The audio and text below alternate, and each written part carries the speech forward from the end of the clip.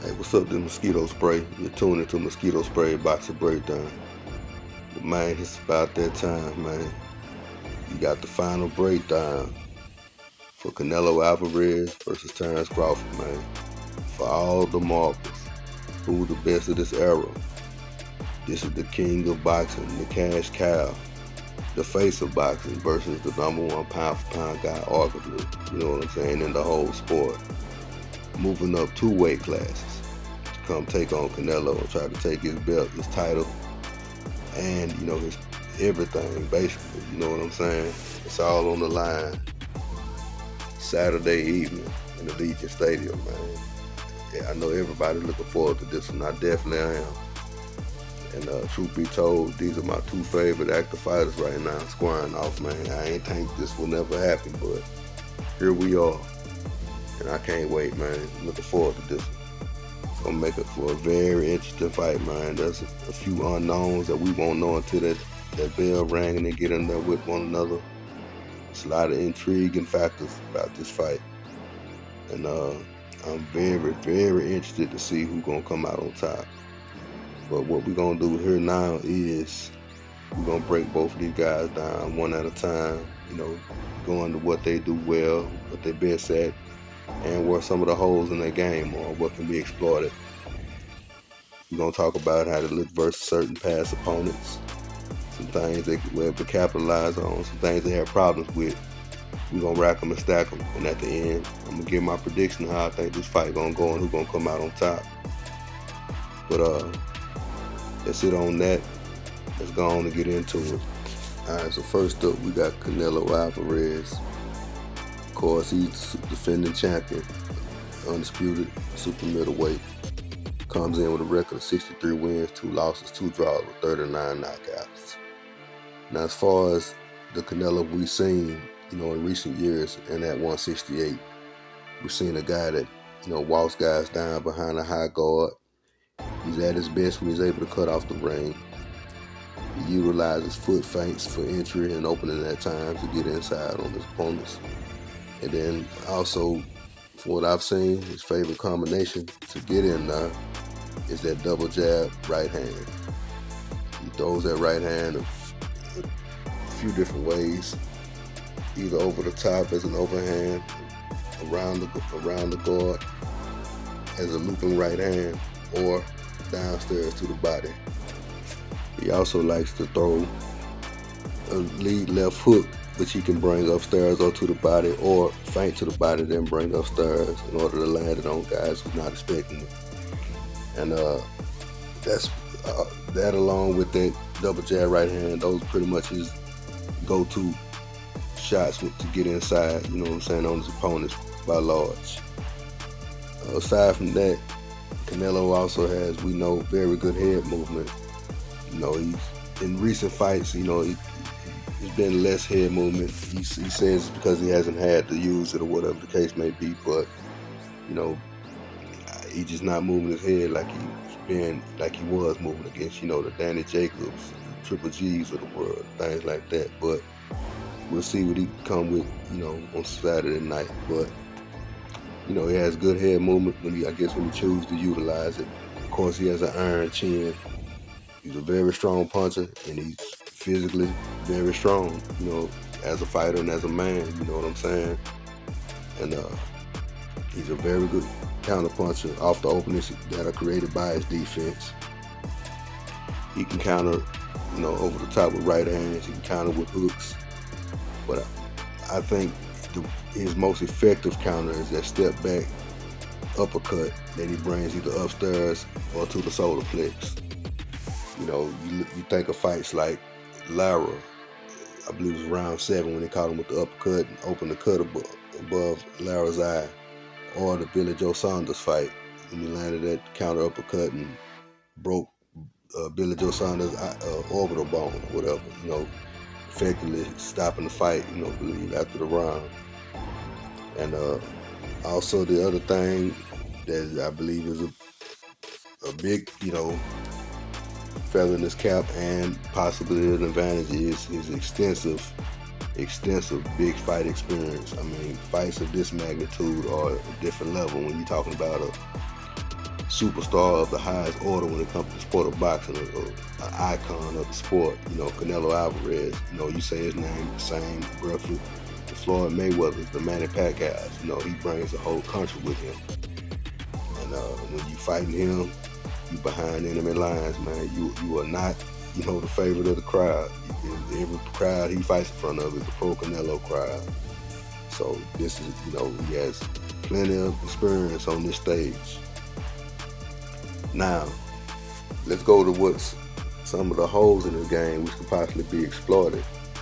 I mentioned earlier, he likes to lead sometimes with that left hook to the body or to the head. Now, especially when he throws it downstairs, he, as opposed to bending your knees and bringing that chin down with the hand, to protect your chin, Canelo drops that left hand and throws that hook put real wide. He loads up on it to try to, of course, line with some effectiveness. And he throws it pretty wide, man, leaving himself open to be countered over the top or possibly underneath with an uppercut he don't see. You go watch some of these fights I'm going to speak on, and you'll see some of that happening. I mentioned he likes to come in with the double jab right hand, which I think is his favorite combination to get in. Sometimes I also mentioned he varies that right hand. He throws it looping around the guard over the top as an overhand, or he brings it to the body. Well, when he brings it to the body, just like that left hook, he don't bring his chin down with that right hand. And sometimes he gets countered over the top when he's bringing that right hand to the body. If he don't get out of there quick enough or, get his hand back up, something could come back at him. And, of course, he likes to walk guys down behind that high guard. And that high guard can be split with jabs and right hands.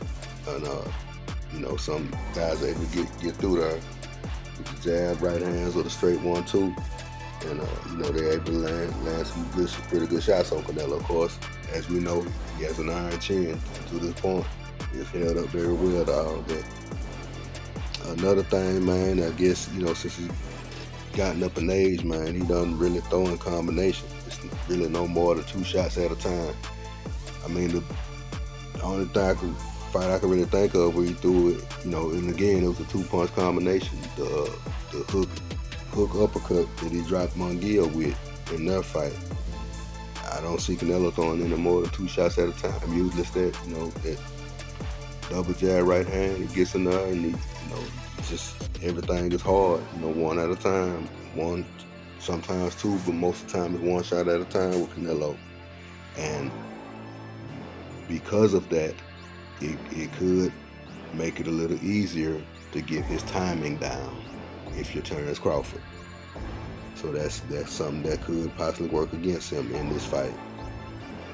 Now also, the other thing is when he's having to fight guys that give him movement, like Floyd Mayweather, like Alvarez, like Billy Joe Saunders, like Caleb Plant for a while before he ran out of gas, and like Dimitri Bivol. When he have to fight guys where he can't set his feet and get his shots off like he wants to, he has to pick his feet up and get after these guys. William Skoll also, he didn't throw, I don't even know if he threw 100 punches the whole fight, but he was still moving, you know what I'm saying? And that gave Canelo some problems. And Skoll was able to walk Canelo into some shots. He just wasn't doing nowhere near enough work to, give himself a chance to win the fight, in my opinion. But Canelo does have problems with guys giving him movement, effective movement, not running anything, actually moving, setting up angles and just making him pick his feet up and fight and get around the ring trying to cut him off. Sometimes he had problems. So those are pretty much it on the holes in this game, along with the strengths that he possesses, which I spoke on earlier. But that's it on Canelo. Let's get to Terence Crawford now. Alright, so now we got Terence Crawford.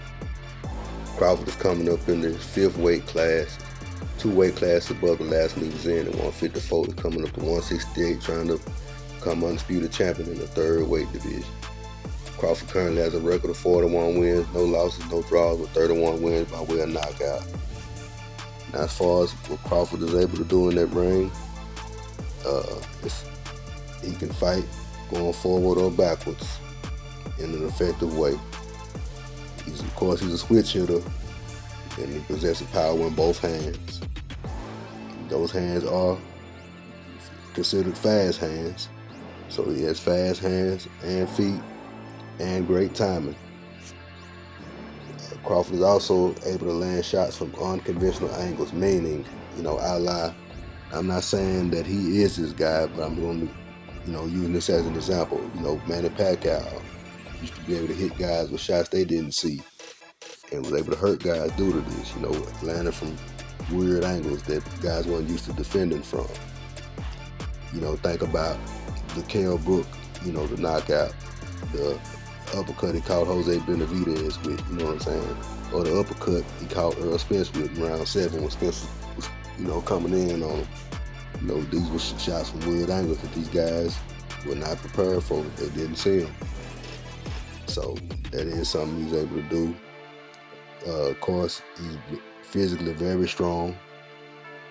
He's a great counterpuncher, which counterpunch opportunities are created off the openings by his defense and his movement. And from what he's shown to this point, he has a very strong will, and he is the ultimate competitor.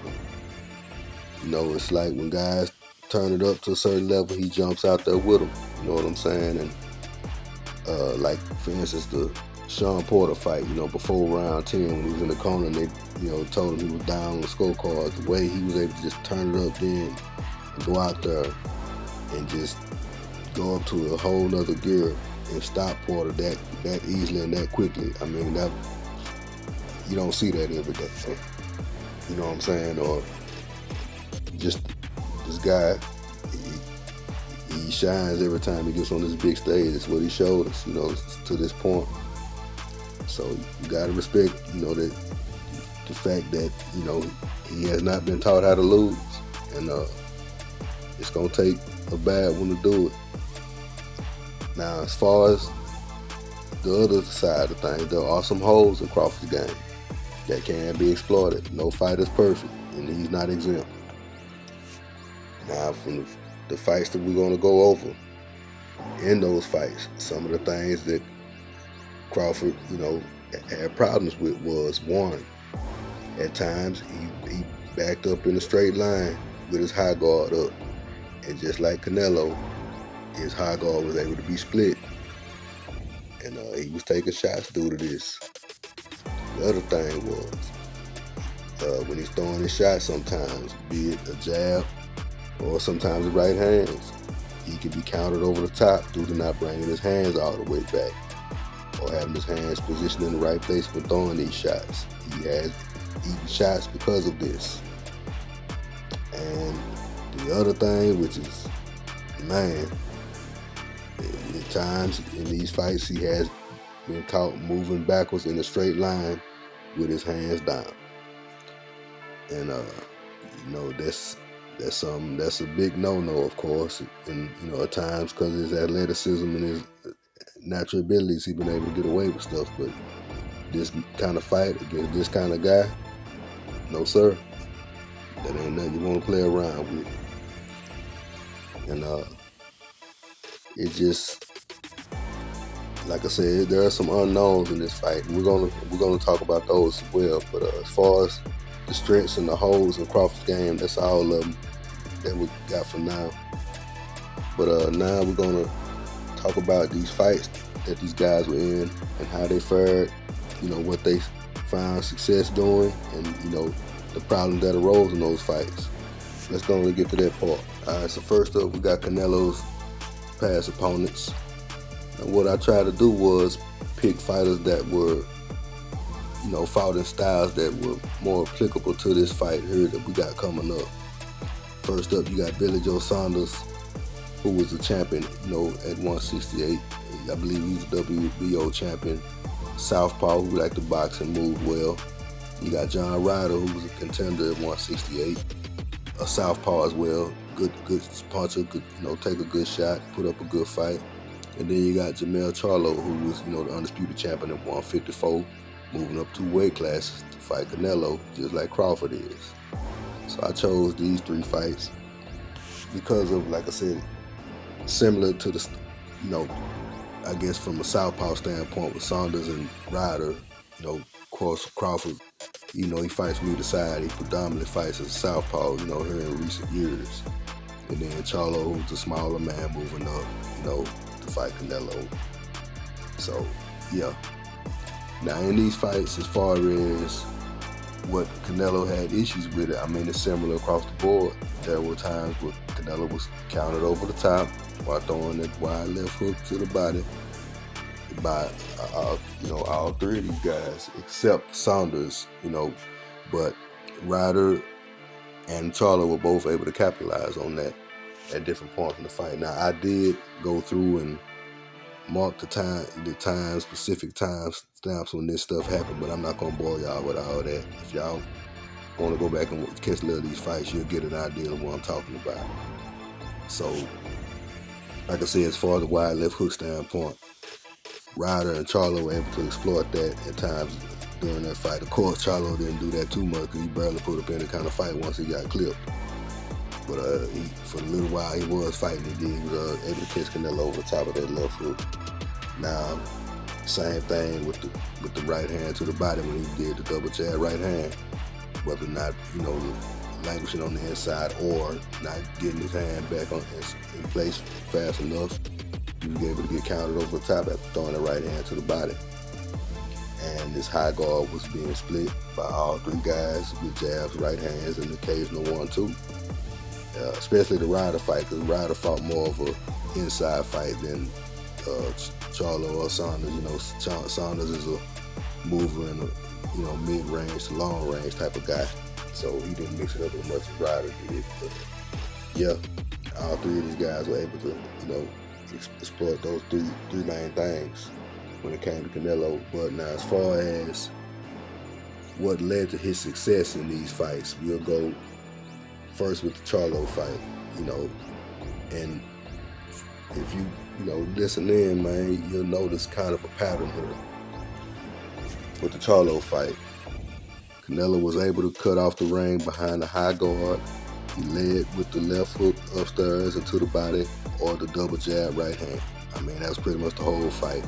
Like I said, once he caught Charlo a couple times, it was, he pretty much tamed him, and he just, went on autopilot and coasted to a decision. So it wasn't much to see there. With Ryder, Canelo walked behind the high guard, used the lead left hook or the double jab right hand. He utilized foot feints for entry as well at times against Ryder. And he, like I said, Ryder was mixing it up with Canelo, so because of that, Canelo was able to counter well with right hands and hooks over the top back at Ryder. And, of course, he went, closer to a decision in that fight. He took a couple of shots, but he won the fight. And then against Saunders, Canelo was able to cut the ring off and again utilized a double jab right hand throughout the fight.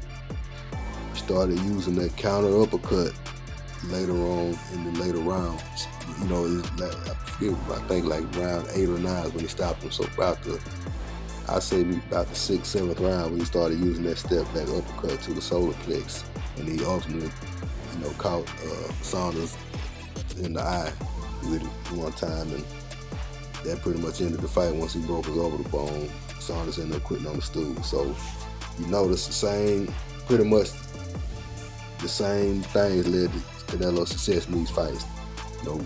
Predominantly walking these guys down behind that high guard.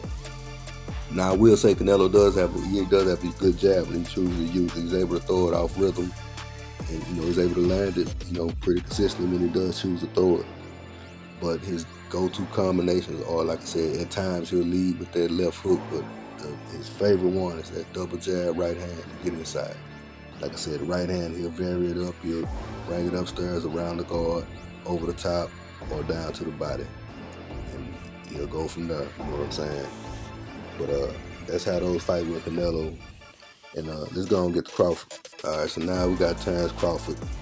And for his opponents, I chose Ray Beltran, who was a contender. I believe he might have been champion for a little bit, but he was a tough out for anyone.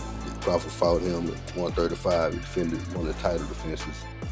And of course, we got Israel Madrimov, who was Crawford's most recent fight at 154 when he moved up and fought him, took his title.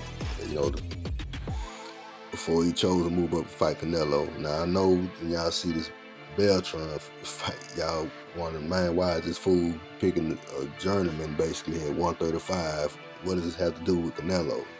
Well, I'll break all that down here in a little bit, but let's talk about how Crawford fared in these fights, man. So, of course, the things Crawford had problems with in these fights, first off was he got caught at times backing up in a straight line with his high guard, and he got, again, his high guard was able to be split, same as Canelo's, and he paid a price for this at different times in these fights. And like I said, when throwing his jab or his right hand at times, not bringing him back or having his hands positioned correctly when throwing the shots, he was able to be countered over the top by both of these guys during these fights.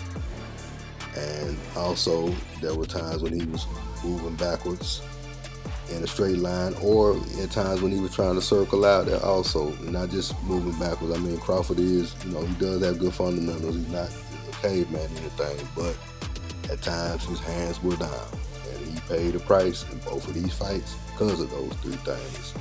So that was pretty much the same across the board. And again, same as Canelo, I did, create different time stamps, but I'm not gonna bore y'all with all that. If y'all want to go back and watch these fights, y'all will see what I'm talking about. Now, as far as what brought him success in these fights and how they played out with the Beltran fight. So Crawford would switch, back and forth between southpaw and orthodox for the first half of the fight. He fought, and then he fought mostly southpaw over the second half of the fight. He utilized good movement and a good jab, stepped around Beltran with check hooks and threw the occasional 1-2s. Now, later on in the fight, over the last 4 rounds, Crawford did stand his ground a little more and threw more combinations, to kind of separate himself during the fight. I mean, he outboxed Beltran the whole way, but trying to, kind of put a stamp on it, he stood his ground and mixed it up a little more. And, of course, he won that decision that night. And, of course, Madrimov's most recent fight. Now, this one was a little more tricky, you know what I'm saying, than we're used to seeing with Crawford. Because, Madrimov, even though, I know some people said, oh, he only had 11 fights or whatever, but, I mean, the man was a very highly touted amateur, had a lot of experience, and he was a world champion, you know what I'm saying? So, that fight, it took Crawford about 5 or 6 rounds to get the distance of time and set due to Madrimov's feints, movement, and off-rhythm attacks. And then, again, over the second half of the fight, Crawford stood his ground and came forward. He threw more combinations and went to the body well. And I believe that's what got him the victory that night. Some, you got some detractors that are saying, oh, he got beat, oh, he won by the skin of his teeth. No, it was just one of them things, man, that, people would say that with Floyd Mayweather, like when he fought Maradona, he got hit a few more times we used to see him, so people say he lost with it. Now, Crawford won. I had him winning that night 8-4. It was a good fight. Madrimov, again, was a good fighter, man, but, Crawford won the fight, man. But, yeah, so those are the things that he dealt with in these fights and how he came through them. So, we got that with both of these guys. Let's get on to the next thing. So now we're going to talk about some of these unknowns, and these are the things that I believe we're not going to know until the night of the fight when these guys are in the ring, standing opposite of one another. Now we're going to go with Canelo first, man. The first question we got is, how will Canelo's power affect Crawford? And what I mean by that question is, here in recent times, we've seen Canelo in most of these fights he's had, man. Like I say, he's usually in attack mode. He's the one coming forward. These guys are moving around the ring. And in a lot of these fights, you look at the Charlo fight, the Munguia fight, the Berlanga fight. He's basically catching these guys with something big early, dropping them or hurting them, you know what I'm saying? And he's taming them, or dare I say, curring them out. Where they just want to make it to the final bell to say they went 12 with, with Canelo Alvarez, I guess, or they got the big payday or whatever the case may be. But now when he get in there with Crawford, let's say he lands something big, is Crawford, is he going to have that same effect on Crawford, or is Crawford going to bite down? And like I said, what Crawford has shown us thus far is a very strong will. When he feel like you're trying to get upper hand, he don't let you take the play away from him. And I'm curious to see how he's going to react if he does get hit with something big, especially early in the fight. So that's the first thing. The other thing, which could become a factor, is will Canelo's conditioning hold up? The other thing with some of these guys he's been fighting, the names I called out, the Charlo, the Berlanga, the Mongia, these guys are not really, testing Canelo like that. So he's able to fight when he wants to. He's able to fight at his pace. He's able to be the boss in there at all times. Now, one fight recently that was not the case, where his conditioning started to fail him, where he was not able to allow to fight when he wanted to. He was being made to fight when he didn't want to, and he couldn't keep up with the pace, was Dimitri Bivol. Bivol gave him movement. Bivol threw in combination, 4, 5, 6, 7 punches at a time. Like I said, Canelo has excellent head movement. He was able to get away from a lot of those shots, but that 4th, 5th, 6th, 7th punch was catching him, you know what I'm saying? And after a while, it started to wear on him, where he even, was walking back and trying to, lure Bivol over to the ropes to get a rest, and, Bivol wasn't going for it. And you can sense a little frustration with Canelo that night, but also a little fatigue. And this has happened in other fights, and I don't think Terence Crawford is a guy you want to get tired in the ring with, man. I really don't. And I know a lot of people, I know Canelo has his iron chin and everything, and I know some people might think his punch wasn't as big at 54 as it was at 47, and he might not carry it up. But one thing that's not being accounted for is, Terence Crawford at 168 is not depleting himself, because even still at 154 he was losing weight. You know what I'm saying? Now at this weight, even if, which I doubt it will come in the full-fledged 168, he's just going to be at a higher weight. You know what I'm saying? Where he's going to feel more comfortable. And how will that punch carry up? How will that strength be in that 168-pound version of the Terence Crawford body? You know what I'm saying? So these are some things that's going to get answered on fight night. But these are the questions we got for Canelo. How will his power affect Crawford? And how will his conditioning hold up? And we won't know that till fight night. Let's see what we got for Crawford. All right, so now we got the unknowns when it comes to Terence Crawford. The first one being is the question if Canelo is truly stronger than Terence Crawford at this 168-pound weight division. Like I said earlier, this version of Terence Crawford will not be, having to drop, 20, 25, 30 pounds or whatever the case, he was to get down to 47 or 54 at this new weight class, man. And if he's, able to strength train and not have to worry about nothing to eat like he wants to, get all the nutrition he wants and everything, this version of Crawford, of course, Canelo is not a slouch in any way. He's where he's at for a reason. You know what I'm saying? But, because one of the things is, if Canelo, in the style he usually fights here in recent years, but he's walking guys down, trying to get in close to land these hard shots, there might come time where Crawford might want to spin out up off the ropes and get to the center of the ring. He's going to have to be able to tie Canelo up to be able to do that at times. I'm pretty sure it's going to have to happen a time or two. And that's going to be very interesting to see if Crawford's going to be strong enough to be able to do that without getting thrown off, or, Canelo not allow himself to be held. And that's going to be a major factor in this fight potentially, depending upon how that's going to look, and we won't know that until they end that together.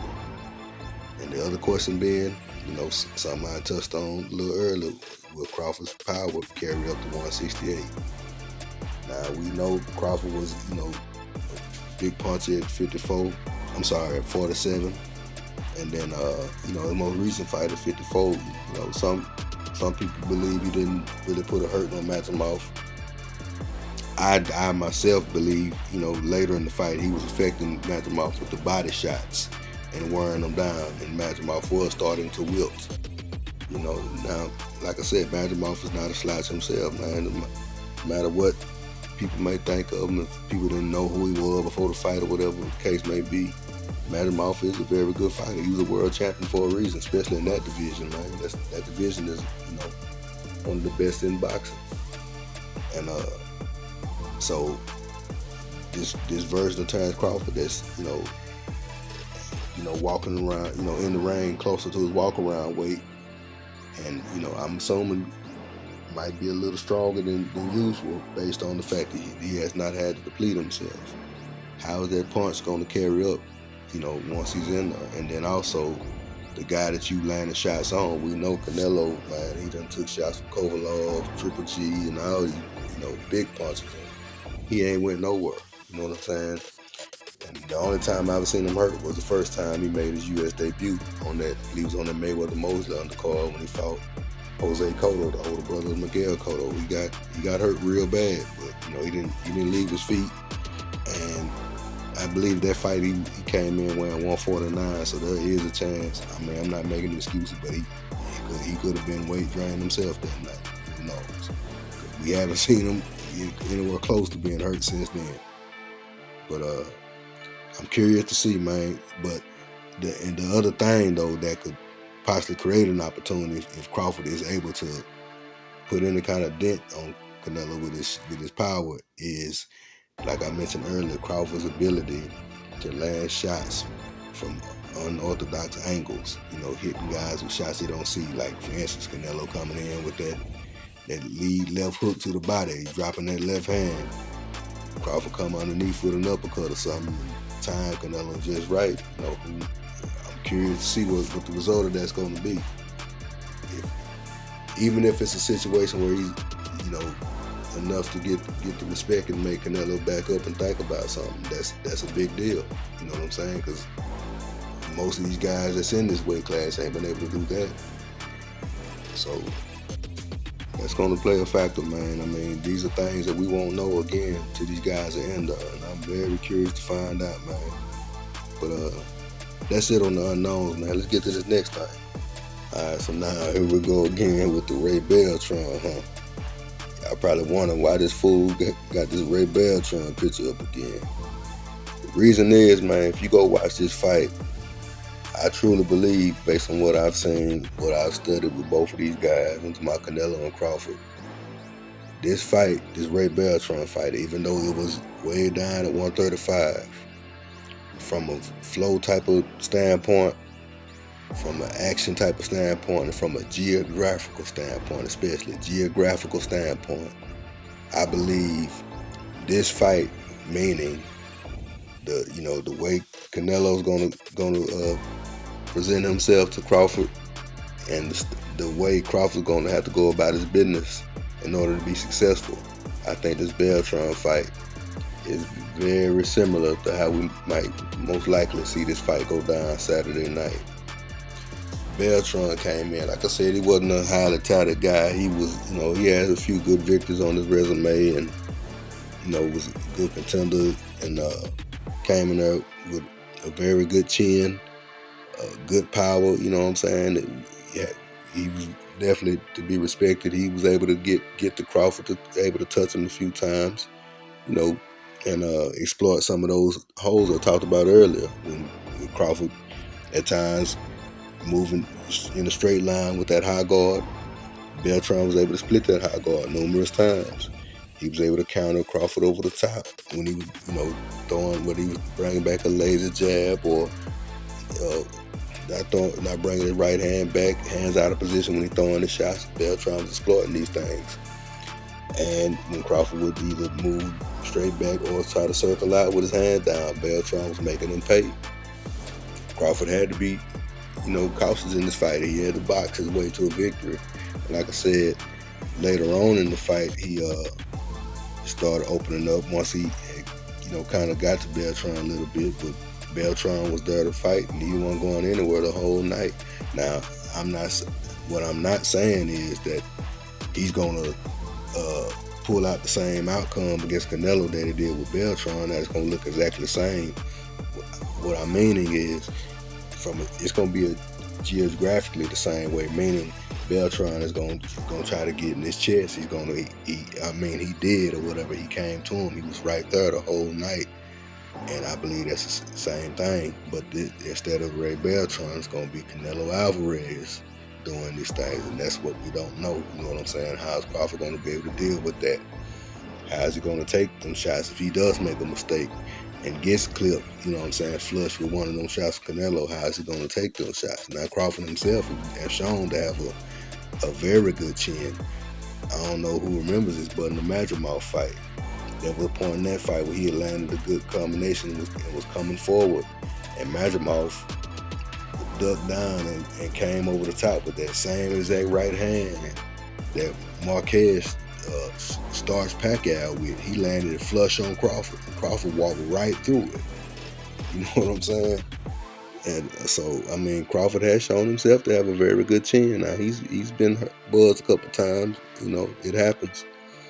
But I'm curious to see how he's going to be able to take those shots Canelo when he does get hit with them, because he's going to get hit a time or two. It's going to happen. It's boxing. It's going to happen. Not everybody can stay awake all night, especially when they're with another guy that's on that level. Canelo is on that level, man. He's a future Hall of Famer, first ballot. Both of these guys are, and it's there for a reason. I'm not finna downplay neither one of these fighters, and it's gonna be very interesting, man. There are gonna be times where Crawford's gonna have to sit down and get some respect. He's gonna have to land something to let Canelo know he's there. He can't let Canelo walk straight through him, because Canelo will if you let him. But if you don't have your respect, we seen what he do to guys. We saw what he did to Charlo. We saw what he did to Munguia. He let him survive the whole fight. I believe maybe he carried him or whatever. We saw what he did with Berlanga. All these guys, he hurt them early and made it an easy fight. Even guys that did give him resistance, he caught them later on. Billy Joe Saunders, Caleb Plant, Callum Smith. For people that thought Callum Smith was some slouch, look what he just recently did with Joshua Buatsi. You know what I'm saying? Look what he was doing back in 2019. He was the ring champion at 68. You know what I'm saying? So Canelo's he's run through some guys, man. Of course, people talk about the Benavidez thing, but, I believe he avoided them, but it is what it is. But here we are with this fight, you know what I'm saying? It's going to be a battle of wills. Who can impose their will on the other, who can make the other fight their fight, who can make a fight at their pace. Can Crawford, keep Canelo off him with his jab, with his movement, landing the occasional 1-2, step around, give angles, make Canelo keep picking those feet up. Canelo going establish his dominance from the beginning like he usually does. It's very interesting, man, and we're not going to know till the end of, as far as how some of these things going to go with, again, how strong is Crawford going to be in comparison to Canelo? How's Crawford's power going to be, in that ring at 68 with Canelo? Now that he's not depleting himself, how's Canelo's power going to affect Crawford? With Canelo's conditioning hold up? It's quite a few things that, I'm looking forward to finding out that night. But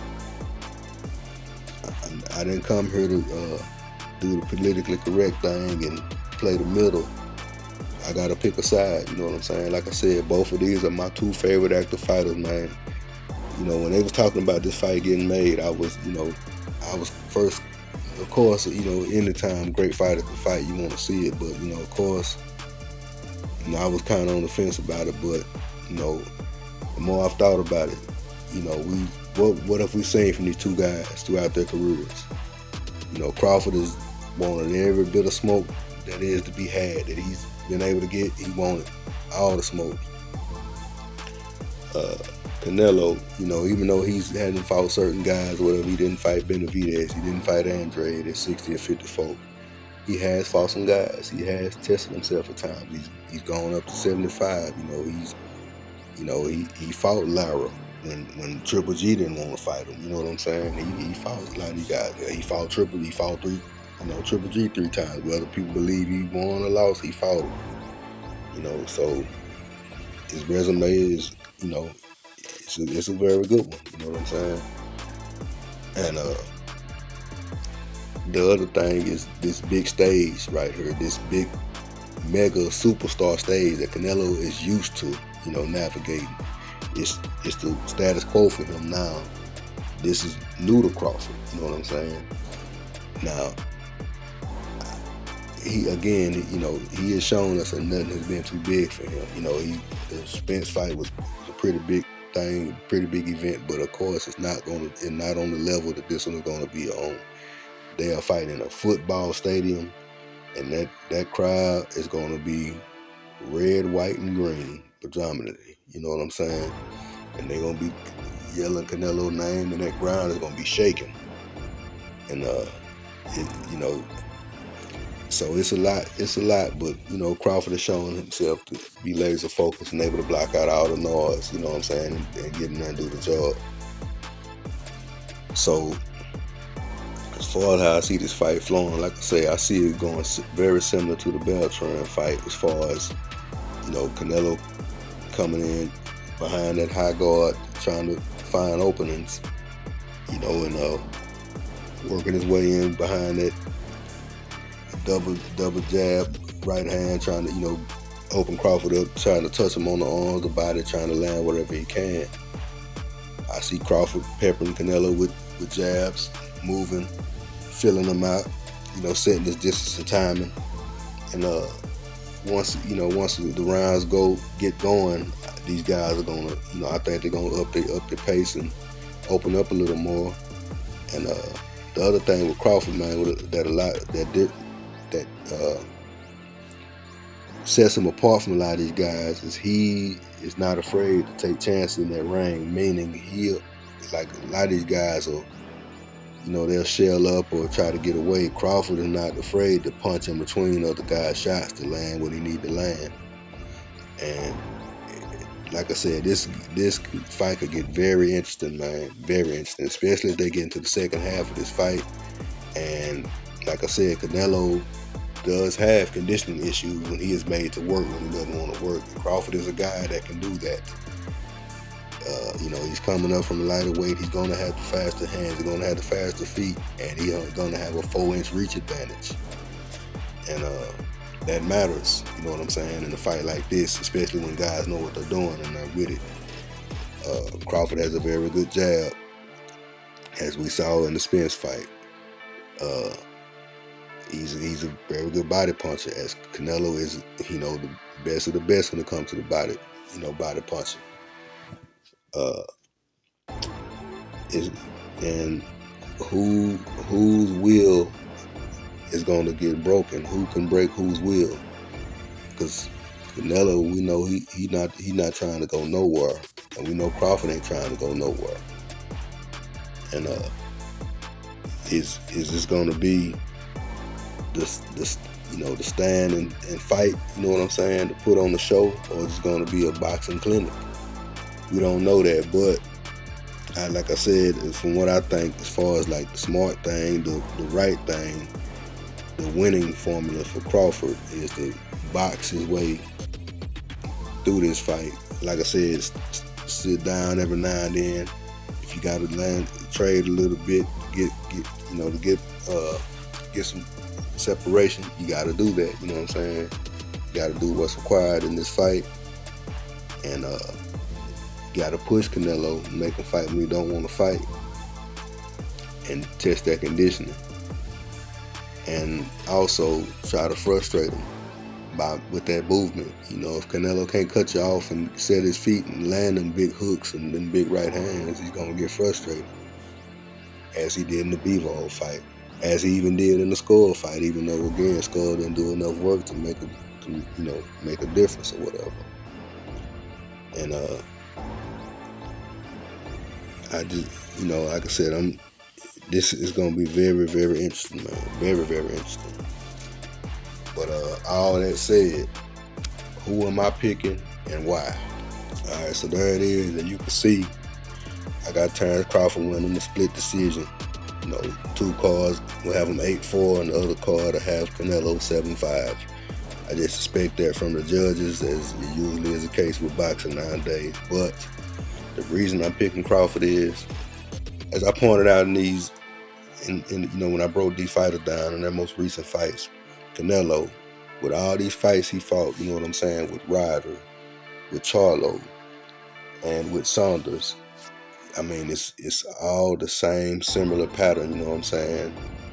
Walk forward with the high guard, cut the ring off. Jab, jab, right hand, lead left hook, over and over again. It works for most guys, you know what I'm saying? But when it doesn't work, what's the plan B? We saw that in the Bivol fight. When it wasn't working, where did Canelo go to? He didn't have anything else in the tool bag to go to. And I think after the Bivol fight, since then, you know what I'm saying? What other challenges has he taken on? And sometimes when you fighting guys that are at a certain level, you develop bad habits, you know what I'm saying? You want to be fighting the best of the best at times to keep yourself sharp, and Canelo hasn't really been testing himself in that way over these last few fights. Meanwhile, you got Crawford, you know what I'm saying? His last, 3 fights have been, Sean Porter. I'm sorry, he had the Avenue fight between the Porter and fight, whatever. Then, so Spence, and then Madrimov, you know what I'm saying? Of course, the Spence fight was a big deal at the time. Crawford came in there, peak performance. And then Madrimov, moving up to another weight class, fighting a tricky guy, another style to adjust to find a way to win. Crawford has had to think in these fights, think his way through these fights, go in the bag, pull out plan B, plan C. He's had to do this, you know what I'm saying, especially in that Madrimov fight. The Spence fight, we saw what happened in that fight, but the point is Crawford has been testing himself, more so than Canelo, even though Canelo's been more active over these last few years or whatever. Crawford been fighting once a year. But Crawford is, he's seen, different things, over these last few fights where he's had to win these fights a different way. He had to win the Madrimov fight a different way than he won the Spence fight. Then he won the Alvarez fight. Then he won the Porter fight. You know what I'm saying? These different styles have made him have to do different things. And when one thing wasn't working, he's shown he had something else to go to. What's Canelo going to do when he gets in there and Crawford is doing something he wasn't expecting? You know what I'm saying? Then what? Or if he can't cut the ring off on Crawford, if Crawford decides to move a little bit and Canelo's having a hard time getting to him, is he going to get frustrated like he did with Bivol? Is he going to be swinging for the fences like he was with Mayweather? You know what I'm saying? These are questions that are going to have to get answered in there. And what have we seen with Crawford when guys have tried to take it up a notch? He's gone up there with them and surpassed them every single time. He's shown us he does not have a limit. He has not shown us a limit yet. Canelo has showed us a limit, you know what I'm saying, when he gets to a certain level of frustration or when what he likes to do does not work. He has not shown us in recent fights that he has another way to get it done. I guess, throw 1-2 shots at a time, pound the guy on upside the head to the body a couple times and beat on his arms till he drop him down. That's not gonna work with everybody. If you can't get to him like you couldn't with Bivol, then what? And Crawford has proved to me, man. He might not have proved to everybody, I'm sure he haven't, but he's proved to me that he is on another level. Like I said, I'm not trying to take nothing away from Canelo. He's a first ballot Hall of Famer. He's accomplished a lot. He's a 4-division champion. You know what I'm saying? He's arguably one of the greatest fighters from his country. He's in that discussion. He's in that discussion for a reason. And like I said, whoever wins this fight is the man of this era, in my opinion. Canelo, in my opinion, has been the pay-per-view king since Mayweather and Pacquiao have been gone.